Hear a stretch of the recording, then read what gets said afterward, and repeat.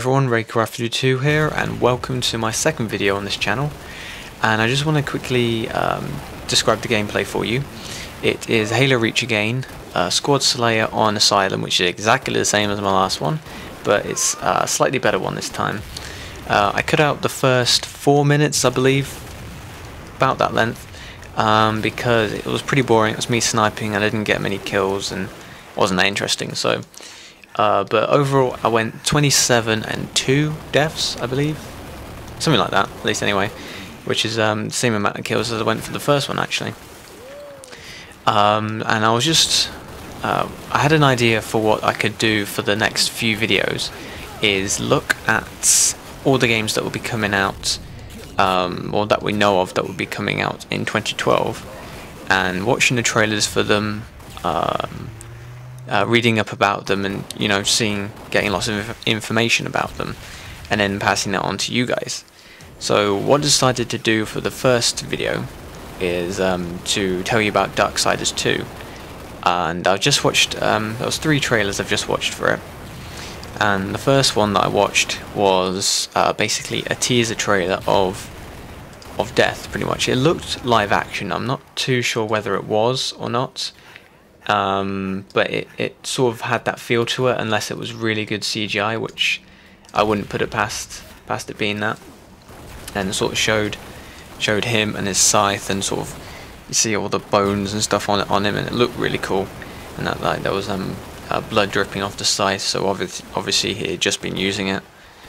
And so yeah, it was a really interesting trailer, and it ended really well. It said what begins with war ends with death, which I think is pretty good. But funnily enough, it's not going to end with death, because the people who made it, there was an interview that I watched where like the lead designer said that it was always intended to be a sequence of games.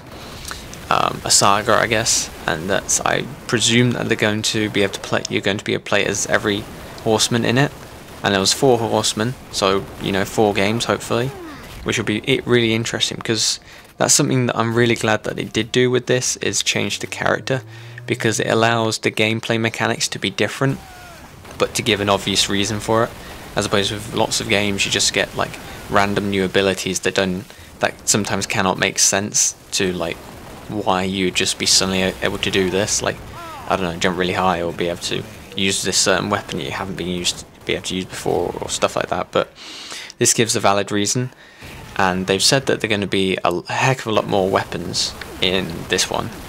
And for example, you have your scythe, which is obviously the main weapon of Death, and then you can that can sort of split into 2 smaller scythes, depending on your combo, and it can also sort of transform into a massive one where you can like bludgeon like larger enemies with. And also, talking about bludgeoning, there's also the hammer as well, which that's just a kick-ass weapon. And they did say that it's really slow to swing, and it's best for larger enemies, and that there's like smaller blades, like dual swords, that you can use against faster enemies, so you can get more hits in and stop them from hitting you, which I think is a great idea and a great mechanic to it, because the first game you had 3 weapons, if I remember correctly. You had your Chaos Eater, which was basically his sword, you had the scythe, which was Death's scythe, and you also had these sort of gauntlets that you can like pound people to smithereens with, which weren't that effective. I didn't really like them, which is a really short range, and they weren't that powerful. They didn't do that much damage, so I never used them. But interesting enough, they've actually just said that they're going to make it more of an RPG, which it definitely is, because you're going to be able to level up with it, whereas the first one you couldn't. So there's got like stats in it and that lot. I'm not really sure what sort of stats they're going to have, but I presume like health and speed and damage and defense, the sort of the ones you'd come to expect from it. And that they also have, there's more merchants in it, as opposed to the one guy in it, which I can't remember what he was called in the first one. there's like different merchants that you can buy things from different sectors actually, because there's going to be like a demon city, an angel city, and sort of a dead area. They didn't actually say city, but it might be something like that, I guess. So I guess different items and different people to interact with, which is really good. There's going to be a lot more NPCs in it. And that's it's going to be sort of Diablo style as well, because there's going to be loot in it. Like each enemy drops different loot from money and then items and all that sort of thing. So I guess different enemies, different loot, and as you progress it should get different as well.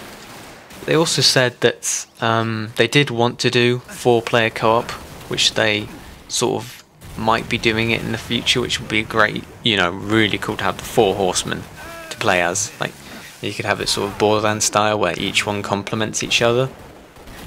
So yeah, that's pretty much it. Now I realise it's the end of the video, and so, you know, stay tuned for the next video.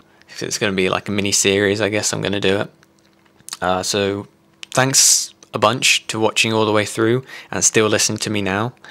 And please check out the next video. I'll have it up soon, and see you guys next time. Bye.